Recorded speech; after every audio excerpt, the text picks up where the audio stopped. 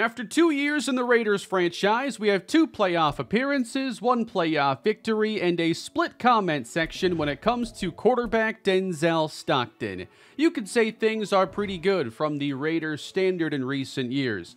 Denzel Stockton this year took a big leap in his second season, as I really wanted to design things to best take advantage of his abilities as a passer. He throws the ball downfield really well. We built a more vertical attacking offense and had a really strong season. If it weren't for a defensive letdown against the Chiefs, we could still be playing some football. It's a really good defense, but the Chiefs are just a monster in the postseason, unfortunately. And it's Kansas City defeating San Francisco again in the Super Bowl. The good news here is that Patrick Mahomes might retire in about 10 years, and then he won't be our problem in this franchise any longer. Until then, I guess we've got to try and compete with these guys. And here are the retirements for this season. John Feliciano decides to retire, so we'll look for a new backup center today as the league continues to change. Now, how hard did regression hit? For Davante Adams, who is now 33 years old, he has lost 21 points. Spread out over a bunch of different skills. He should still be pretty good for this year. Know that he is on a $44 million cap hit for this coming season. DJ Reader went down 9. I did not re-sign him, and I'll consider it maybe later on, but we don't have a ton of cap space relative to what we're losing right now. Daniel Carlson's already 31, I guess. Colton Miller is 30. Tackle is going to be one of those positions today that we look at opposite of him, but he is not regressing right now. Marcus Epps turned 30. He's a safety with normal devs, so that's a position we should also take a look at as he goes down 14. Robert Spillane now sits at an 81 at 30 years old, and we have a few more players in the 29 range. I feel like this is actually kind of a little bit older roster. When it comes to starters who are still on their rookie contracts, you of course have Denzel Stockton, then Michael Mayer, and Sean Childress with Curtis Ford. That's only a handful of players on the offensive side. And on defense, it's a bunch of veterans here again. The only player on a rookie contract that was starting for us this year, well, actually there's 2, Tyree Wilson and Ramon Hayes. Before we advance to the offseason, we were the number 9 team in points scored. Very good passing game, strong in the run as well. While the defense gave up the 11th most points, while surrendering a lot more yards. So we must have had just really good red zone defense, and maybe some key takeaways help skew those numbers in our favor. We were second in the league in sacks, and that's behind the Defensive Player of the Year, Max Crosby, getting nearly half of these 46. The run defense could have been better. I don't expect it to be great with us. We're more geared towards stopping the pass.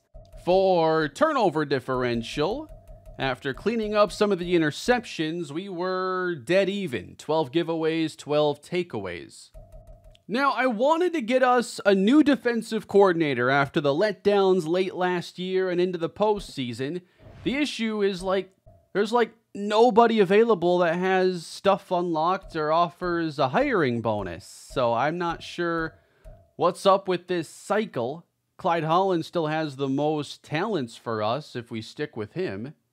But what we're going to do is bring in Cameron Kelly, a defensive coordinator, because I do like the inside 4-3 skill tree.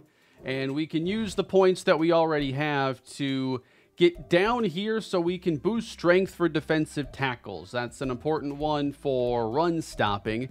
So I'll just buy that right now and get us at least something that helps one of our weaknesses. And I'll find us a different playbook for this year. Now, it's conflicting because it says he was a 3-4 scheme coach, but has the inside 4-3 talent tree, so that doesn't make any sense. I'll just find a different 4-3 playbook for this year, and we'll run a new defense with Cameron Kelly. Looks like we have the 26th pick in the draft, and they're predicting I take a running back. Of course they would. This class to me is pretty strong when it comes to offensive tackle. That's an area I want to focus on. And then D-tackle at some point this offseason is something I'd like to address.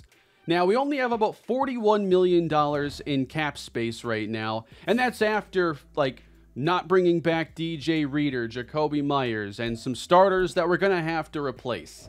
So, I guess I have some decisions to make here. And actually, this is kind of a big one. We have to make a decision on the 5th-year option for Tyree Wilson, $25.8 million. That is a big number, but pass rushers do get paid. I don't know if he'll command elite money when he becomes a free agent, but it might be nice to delay free agency by a year anyway, especially if Devontae's money comes off the books after this year. I feel like this 25.8 we can make work. And if we have to restructure to make it work, well, then we're just going to have to do that. So this won't matter for the coming season. It's for the year after. But we're picking up that 5th-year option. Jacoby Myers has been a solid number 2 receiver in the series, but really got leapfrogged this year by Rashad Bateman. And we're going to let him go. Bateman was more productive this year than any of Myers here in the franchise. However, I'd still want to bring in a new receiver. DJ Reader looking for 1 year, $20 million. That's just not going to work for me.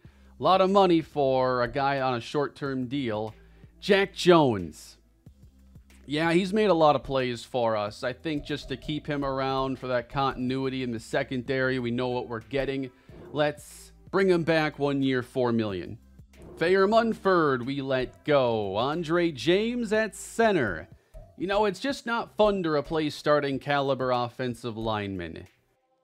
And with Stockton being a pocket passer, I really want good pass protectors in the interior. Andre James is going to be getting this offer from me. I might even boost it a bit because I don't want to compete with other teams. 2 years, $16 million. We'll let Quentin Lake go. That's turning into pretty expensive depth.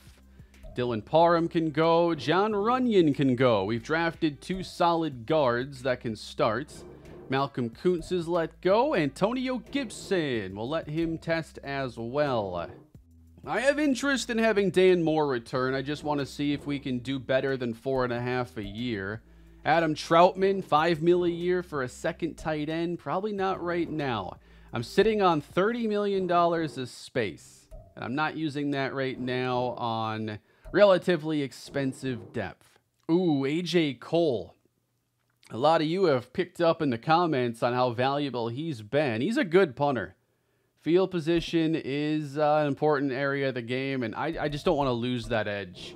AJ Cole coming back as we have less money. This is where it makes sense, actually, for us to maybe restructure for this coming season. I mean, Carlson's also a free agent. We'll offer him what he wants.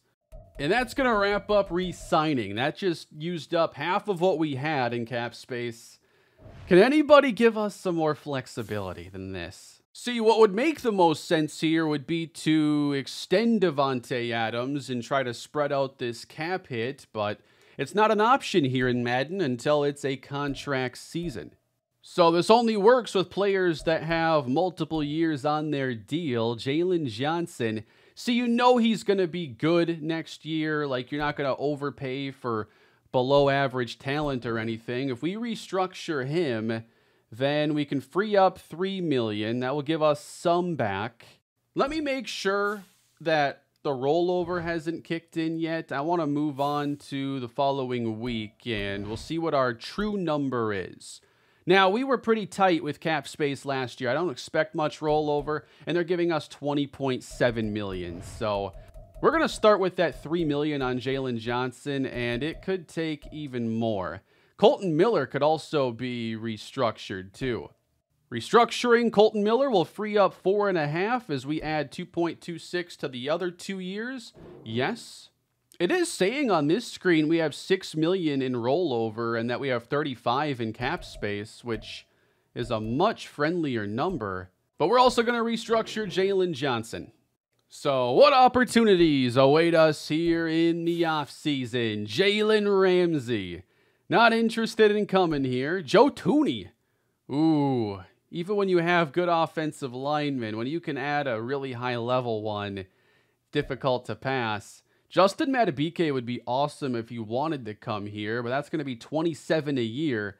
On this screen now, it's saying $28 million. The reason I believe there is a difference on this screen is because this is the cap space that we have, but the rookie reserve, what Madden does, and they didn't always do this, but they will keep a portion of your cap space untouchable so you can sign your rookies. So you don't spend all your money and draft a bunch of guys you can't even sign. I'm sure they got a lot of bad feedback on that many years ago before they actually held that. You deduct that $10 million and now it's $28 million to spend on free agents, which is still not nearly as much as you'd like to have. Tyron Smith could be someone we target, but that would be basically the one move we could make. And it would be a move, I think, worth making. Although it's a really good tackle class, and it's where I think we have the best chance to get a high-quality day one starter in the draft. TJ Edwards, Ryan Stonehouse, Jake Elliott, Reader available, got some competition there. I freed up this space. I want to do something with it. I just don't know what it's going to be yet. Not seeing anything jumping out as a huge opportunity. You could add like a younger third receiver. Romeo Doubs is 26 and has a little more juice than Jacoby Myers. Wouldn't be a bad idea. Ooh, Ivan Pace up to an 80. I like to see that as a Viking fan. Isaiah Wynn, Garrett Bowles. You got some options here at tackle. Oh, how sick would a reunion be? Khalil Mack at a 79? I just don't know if it makes sense with the money. Right tackle is arguably our greatest need right now, and we'll go over some of the draft picks I like there. I think third receiver and second running back is something to not lose sight of. You don't want to be one injury away from a panic situation. We don't have many tight ends under contract, and they knocked Joe Roberts down to normal dev, but maybe could still crack the roster. And then D tackle. We do have Hayes and Milton Williams, so it's not quite like a scrambling situation, but we should try to bring in somebody. You can also consider safety. I just know Marcus Epps has been pretty solid in this series, and I'm not mad at keeping him as a starter. I came into this offseason thinking we'd spend that first rounder on a tackle. Bryson Mann is somebody that could end up being a good option, but that poor strength, I think that is a little bit of a concern in a first-round player, but the pass protection might be among the best in this class. Then there is Nathan Merritt out of Tennessee, who has a little more strength, not like a great athlete. He has a more balanced skill set. Mitch Farrell has the agile archetype, but before spending a first on him, I'd probably want to make him a focus player because there is some risk here. He's also got a balanced skill set, it appears. 6 more round 1 grades at right tackle. There's gonna be a couple options for us there. Jack Donahue from Oregon State. We have pretty good athleticism, solid strength. It's actually really good athleticism. And one of the best options, especially factoring in the better injury grade than other prospects. So to me, it wouldn't make any sense to pursue Tyron Smith and blow all our salary cap there when the draft is perfectly set up to attack that need with a high-quality day one starter. Even if we're just getting insurance here at like running back and receiver to handle an injury, that might be worth it. So if we want someone that we could count on to replace Josh Jacobs, Tyler Algier, I really have a hard time with the 86 speed, 83 agility, 89 acceleration. I would much prefer Jerome Ford, who has comparable vision, same vision, lower break tackle. There's also Chuba Hubbard. So Hubbard has a little bit better break tackle, a little bit better vision. Should also have pretty good pass catching. It's passable. Not great, but it works. Unless we think Shakir Chaney could be ready for that role. Don't need to spend $5 million on a marginal upgrade there. I do think he has pretty darn good ratings. If you're going to give him, 10 plus carries a game, you just might want a receiving back to complement. And you can always end up finding someone with that skill set. So maybe I'll hold off there. We'll trust the draft pick Chaney. So let's focus now on wide receiver. I just want to see some of the route running profiles here. So Romeo Doubs, a little more suited to be an outside receiver. And I kind of like when receivers' ratings are in this spot when they're young and can develop, but 26 normal dev, I just feel like there's nothing here that stands out enough for him to be better than Myers. I don't know. I almost wonder if Jacoby Myers is still one of the better options for us to target. Now, because I wasn't sure what would happen with Bateman, I have a lot of info on the receivers as well. There are only a few that I ended up putting on the board. Alfonso Wagner is one of my favorite receivers. He is a really good athlete, ran a 4.47 40-yard dash, and the route runnings are going to need some work, but other things look really good right away. And he's got great size at 6'2", 227. Lionel Reed from Ohio State also has really good size, and he also had himself a pretty similar combine, a little bit higher on the vertical, and his short route running is further along. Cassidy Harris, I'm just not going to break down, someone who probably goes top 5. And then Cortland Morgan from North Carolina. And now you don't get as much speed with him, and there's a little bit more developing to do. He's more of a day 2 option. And then I have Taylor Seymour, 6'2", 225, 4.48 40, and pretty raw as a route runner. Every draft, I seem to not really like the receivers a whole lot, but there ends up being good players that I just kind of don't identify, I guess. Maybe I get hung up too much on the route running grades. We still have a couple guys on the roster we can use. We got Anthony Clinton, who would really just be an outside-only receiver. If he ended up being like our number 3, then Bateman kind of becomes that full-time slot.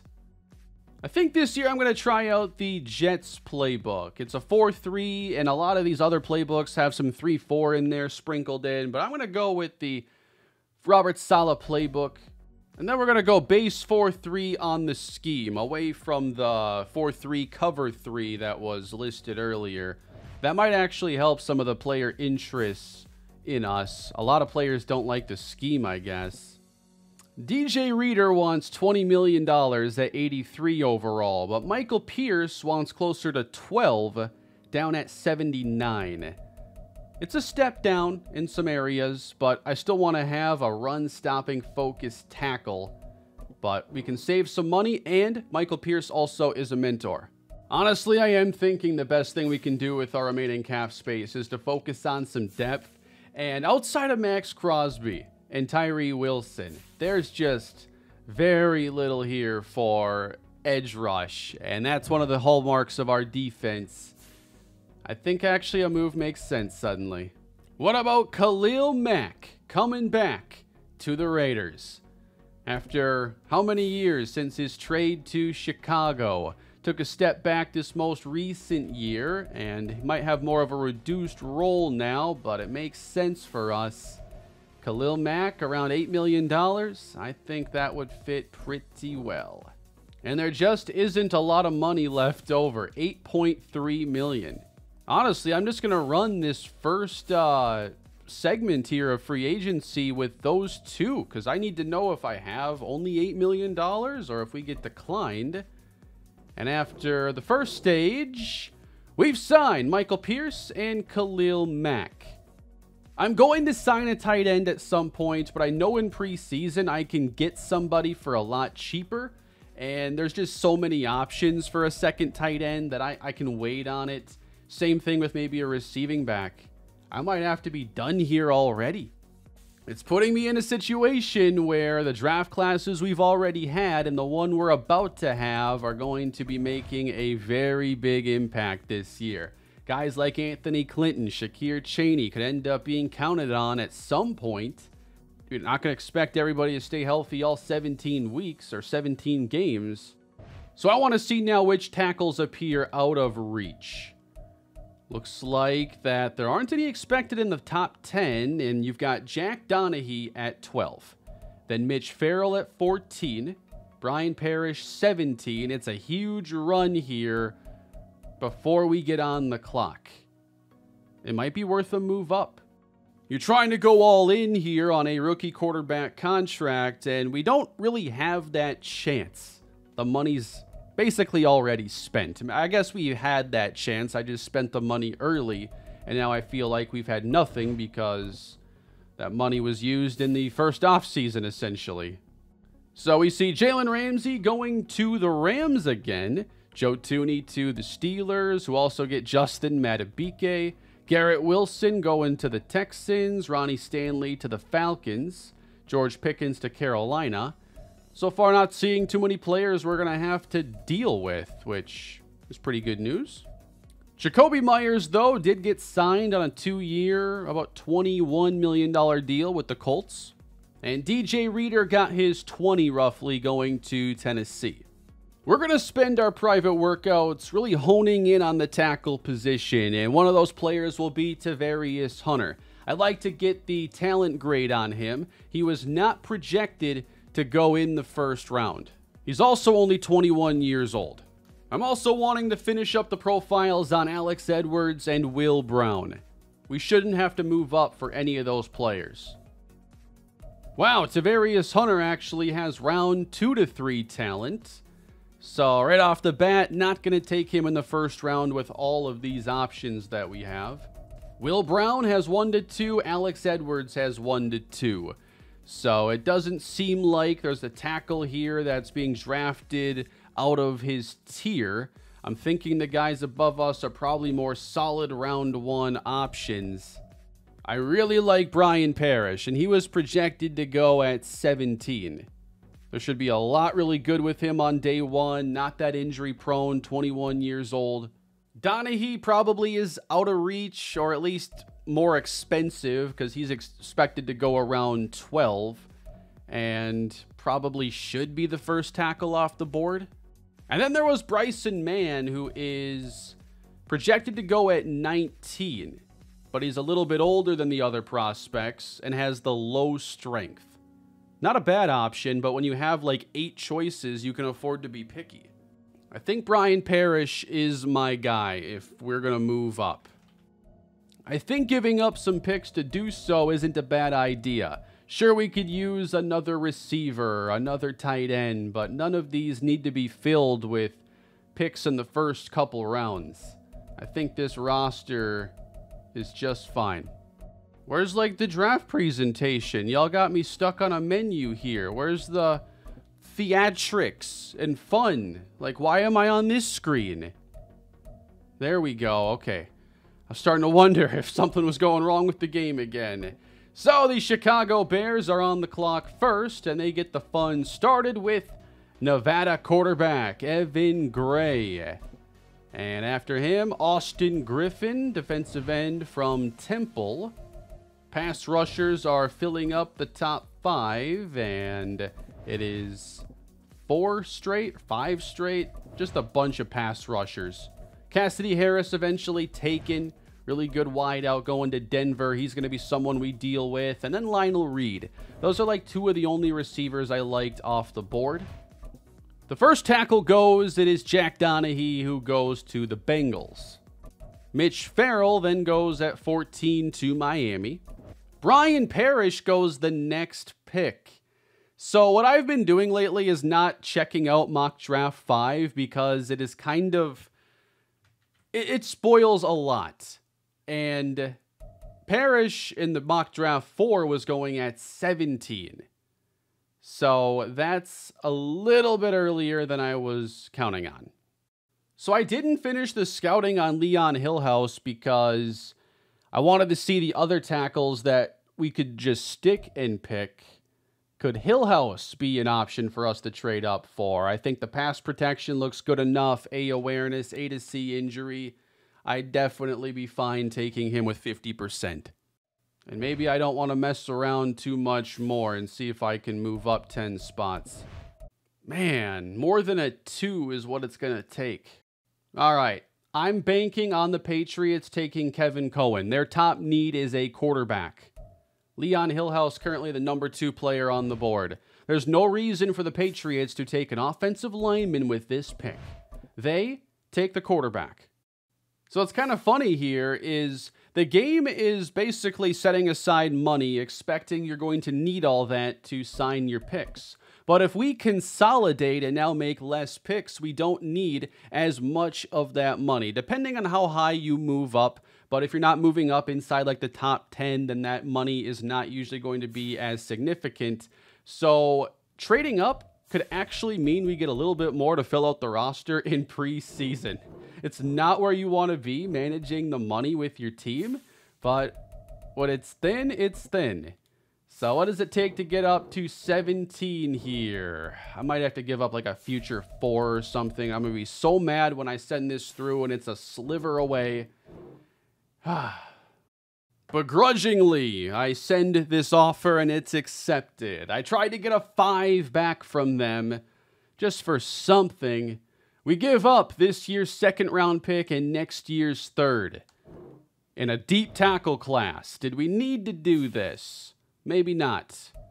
But I think I'm getting a really high ceiling player that is better than the others available. And our pick is going to be Boise State's Leon Hillhouse. Normal development, right tackle. But I think he'll have a high overall and not too many holes in his game. And he'll be very young. So this should still work out for us. But I guarantee there are at least 3 other tackles that get drafted with hidden dev.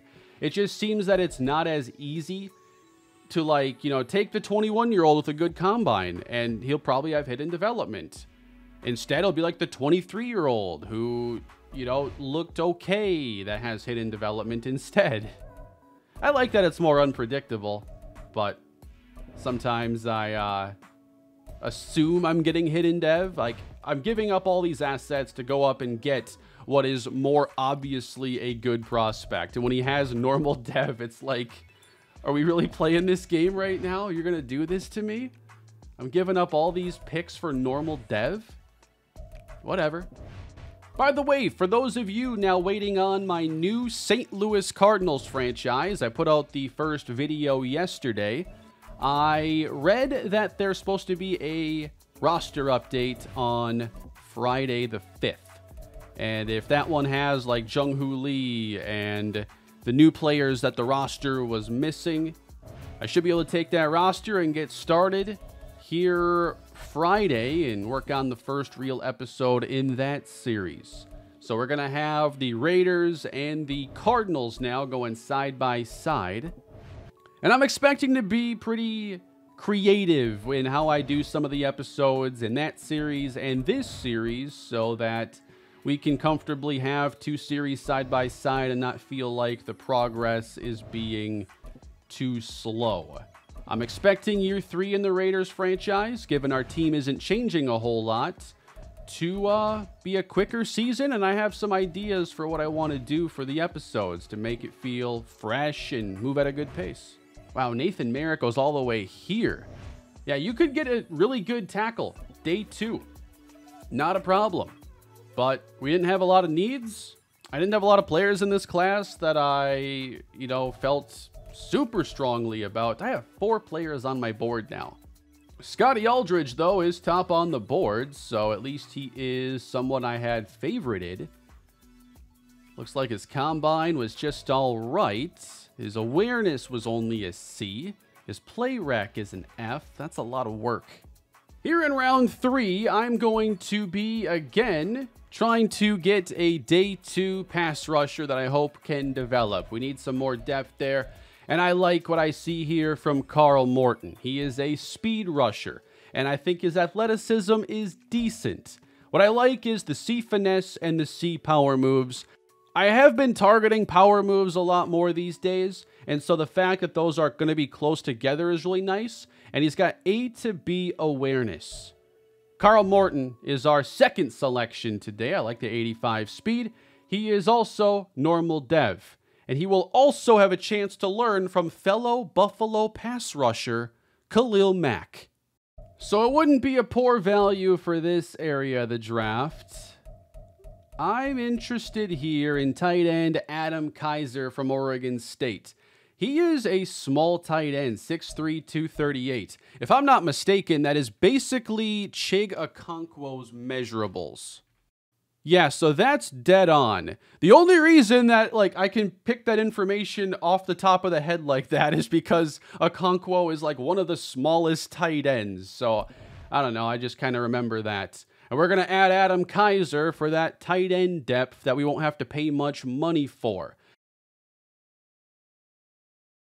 He had good deep route running. I'm really hoping he has some short route running as well. I highly doubt, though, Josh Jacobs is giving him number 8. Maybe that's some foreshadowing. Could Josh Jacobs be on the move? Who knows? Probably not here in this franchise, and I was disappointed when the Raiders did not sign him in real life. Let's see. Taylor Seymour was on my board, so when I was scouting him, I was intrigued. 4.48 speed on a day 3 receiver. We've all talked ourselves into those guys before. You know what? B release, A spec catch, I'm in. Taylor Seymour, we do address wide receiver by drafting someone who will be 8th on our depth chart in preseason. I'm taking Xavier Mackey here in the 6th round. He's a D tackle, and he's strong. And that's all it takes to get drafted here on day 3 late. Let's see, there's a running back whose name I wrote down earlier. Is he available? Well, appears he was taken. Maybe no running back today. His name was Kendrick Bradham. We'll check him out in the draft recap. I'm going to take some safety depth here. We got Dante Hayden from Washington. I like the combine here for a 7th rounder. And he's the final selection of the day. I haven't added a single running back today. It took a lot of strength. Draft recap. Let's see what we got this year. Starting with 74 overall, Leon Hillhouse. I'm expecting him to be a day 1 starter. And that pass block power is the greatest concern early on. On the edge, I tend to worry more about finesse, but you want to make sure your power is fine as well because the elite pass rushers do both quite well. But there's a lot to like, and he is day 1 ready. Now, Charlie Morton's only a 65 overall. That's a little bit lower than I would have liked here. It wasn't bad, considering the board, but man, other than his athleticism and the fact that he apparently cannot get injured at 99 injury right now, yeah, there's a lot of work to do here, and he's a 3rd rounder who might not have the greatest upside.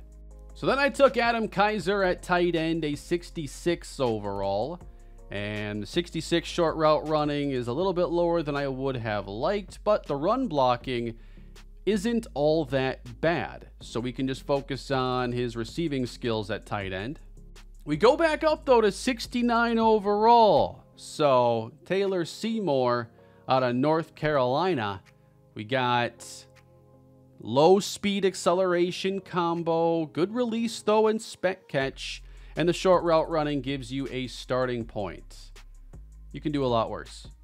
62 overall, Xavier Mackey.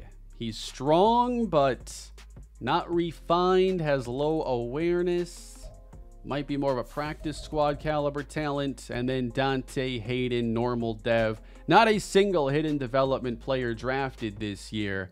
Hayden at least decent man coverage. So we took a day 1 starter, and then, that was our only pick really inside the top 85, 90-ish picks. I don't know if any of these other guys are going to be contributors, but we got what we came for, and that was a starting tackle. So the draft opened with a quarterback, Evan Gray, going to the Bears, who also joins the normal development club. Cassidy Harris went at 7. He was one of the best players that I could see, and he is a hidden development receiver, and wow, he is really good. And we have to cover him twice a year. And I will make sure he has a better uniform and number situation when those games come around. He was the highest rated player drafted in this class. The first tackle off the board was Jack Donaghy to the Bengals, who also had normal development. Mitch Farrell was next. He had normal development. Brian Parrish is who originally I planned on trading up for if we were going to make a move. Wouldn't you know it? Finally, a hidden dev player. After we moved up for Leon Hillhouse, the following tackle taken was Bryson Mann. He had hidden development at 23 years old and being one of the better pass protectors in the whole class. But being 23 with really marginal strength scared me off. Will Brown went later. Alex Edwards was also a 73 overall. And wow, the late first round giving all these normal or hidden developments. Alex Edwards, hidden development as well. A lot of these players with hidden, they're going to spend the first couple of years kind of getting their skills in some ways to where Hillhouse currently is. And then Tavarius Hunter went last pick, another hidden dev player. I'm pretty sure all my focus players had hidden dev. Wow, Cortland Morgan at 75 overall. He was on my board. I wasn't actually all that intrigued when I saw his ratings today. I really can't look at receiver profiles and say if they're good or bad. Like, the elite guys I can identify, but everybody else is a guessing game. Yeah, our third round pick doesn't look too good. He was the third lowest rated player taken in the whole round. Granted, it was late third round, and the better options were taken before we had a chance. There was Braxton Shepard, though. We could have taken a tight end here instead. He instead goes to the Ravens. He flaunts his hidden development, of course, although he's really a pure blocking tight end. In the 6th round, Kendrick Bradham went early. I liked him as a possible receiving back, but 57 overall receiving back, so that stuff didn't actually check out. It was like, it was some B to D grade, and it turns out to be pretty low. So I didn't really miss too badly there, not taking the running back. But we took one of the lowest rated players of the 6th round as well. In the 7th, we were about average, taking a 66. Not winning any awards for that class, but if we get a good starting tackle out of it, I'm guessing that'll be enough for this year. But not really a good draft for building future depth, unfortunately. Now in preseason, we're going to bring back Antonio Gibson. If anything were to happen to Josh Jacobs, I would look at replacing him more likely with 2 players than asking 1. So that's the insurance that we regain there. And we'll sign some players as well that... Ooh, Star Dev! I finally found a Star Dev rookie, guys! Tim Presley! Perfect! We're also going to add a veteran here in Will Dissly to be our second tight end and to be an extension of the offensive line. Now, did we just spend an entire offseason getting worse than last year? That could very well be possible. I do think that Leon Hillhouse can give us a better offensive line. We didn't bring back Runyon either, but I expect the guards to continue getting better, and Hillhouse is young, so he should upgrade a couple times as well. I think Bateman now becomes more of a full-time slot, and we can see if that works, giving Tucker and Clinton a chance to earn that third receiver spot as a pure outside threat. I think Bateman is still going to get a ton of opportunity, but his role might be adjusted a bit. And then on defense, we replaced DJ Reader with Michael Pierce. Not quite as good as Reader, but it's a solid replacement. We have a new backup and third edge rusher in Khalil Mack. But otherwise, it's not a team that ended up changing a whole lot. Let's take a look at what challenges await us after year 3. So the players that are going to be having expiring deals this year, there are some big ones. Max Crosby, Josh Jacobs, Michael Mayer, Devontae Adams, L'Jarius Sneed, Robert Spillane, Trey Tucker. A lot of starters on this list, and not to mention the 5th-year option decision on quarterback Denzel Stockton. And that turns into a real big number. I had no idea Crosby's demand was that much. That's $40 million a year? So 40 there. Jacobs isn't far off from 20 a year on his demand. Michael Mayer wanting 10, and he's actually not that interested in coming back. And then Devontae's looking at a little over 20. I think receivers should be demanding a bit more. That market has gone up significantly. L'Jarius Sneed, 1 year 11 sounds like a pretty easy call there.